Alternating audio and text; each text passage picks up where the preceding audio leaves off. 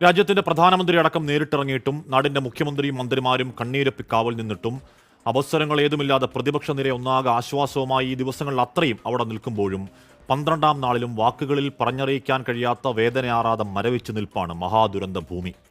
രക്ഷാപ്രവർത്തനം എന്ന വാക്കിനി അപ്രസക്തമാണ്. മണ്ണാഴങ്ങളിൽ, സൂചിപ്പാറയ്ക്ക് താഴെ, ചാലിയാർ പുഴയോരത്ത് ഏതവസ്ഥയിൽ എത്ര ശരീരങ്ങളാണ് എന്നുപോലും തിട്ടമില്ലാത്ത അവസ്ഥ നമ്മൾ ജീവിക്കുന്ന ഈ കാലത്തിന്റെ കൊടുംനീറ്റിലല്ലെങ്കിൽ മറ്റെന്താണ്?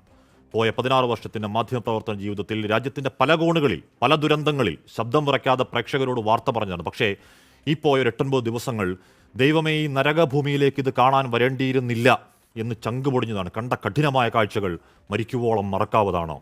ആ വീടിരുന്ന സ്ഥലത്ത് കരയാൻ പോലും കരുത്തില്ലാതെ തലയ്ക്ക് കൈവച്ചിരുന്നൊരു പാവം പ്രവാസിയെ കണ്ടതാണ് നമ്മൾ. വാപ്പ, ഉമ്മ, ഭാര്യ, 3 മക്കൾ, സഹോദരങ്ങൾ, അവരുടെ കുടുംബങ്ങൾ, സ്വന്തമായതൊക്കെയും ഒരു പാതിരാത്രി മാഞ്ഞുപോയി ഒറ്റയ്ക്കായവനാണ്.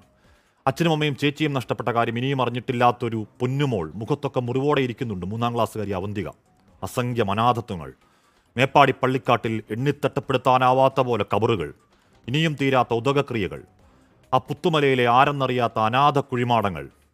കളിപ്പാവകൾക്കൊപ്പം ആ ചെളിക്കുണ്ടിൽ പൂണ്ടുപുതഞ്ഞു കിടന്നത് പാൽമണം മാറാത്ത, ഓമനത്തം മാറാത്ത എത്രയെത്ര കുരുന്നു കുഞ്ഞുങ്ങളുടെ അനക്കമറ്റ ശരീരങ്ങളാണ്. പ്രിയപ്പെട്ടവർ നഷ്ടപ്പെട്ട വേദനയ്ക്ക് പരിഹാരമില്ലെങ്കിലും അനാഥമാക്കപ്പെട്ട ആ നാട് മറ്റൊരു കാര്യത്തിൽ കഷ്ടപ്പെടാതിരിക്കാൻ രാഷ്ട്രീയ ഭേദമില്ലാതെ, അവസരങ്ങളില്ലാതെ ഇനിയുള്ള കാലത്തോളം ചേർത്ത് പിടിക്കാൻ നമ്മൾ കടപ്പെട്ടവരാണ്. സൈന്യവും അഗ്നിരക്ഷാസേനയും NDRF-ഉം സന്നദ്ധ സംഘടനകൾ, 100 കണക്കിനിറങ്ങിയ DYFI, youth brigade, white guard, youth Congress പ്രവർത്തകർ, SKSSF, SYS, SDPI, സേവാഭാരതി, പിന്നെയും അനേകം സംഘടനകൾ. ഉരുൾപൊട്ടലിനെയും ചെറുക്കാൻ പാകത്തിനൊരു ദുരന്തമുഖത്ത് ഭേദങ്ങളില്ലാത്ത നിങ്ങൾ കെട്ടിയൊരു യുവശക്തിയുടെ കോട്ടയുണ്ടല്ലോ, അത് നാളത്തെ ഈ നാടിൻ്റെ പ്രതീക്ഷയാണ്. പ്രിയപ്പെട്ട സഹോദരങ്ങളെ, ചേർത്ത് പിടിച്ച അഭിവാദ്യങ്ങൾ. നമ്മളൊരു പരാജയപ്പെട്ട ജനതയെയല്ല. പ്രിയ പ്രേക്ഷകർക്ക് എൻകൗണ്ടർ പ്രൈമിലേക്ക് സ്വാഗതം.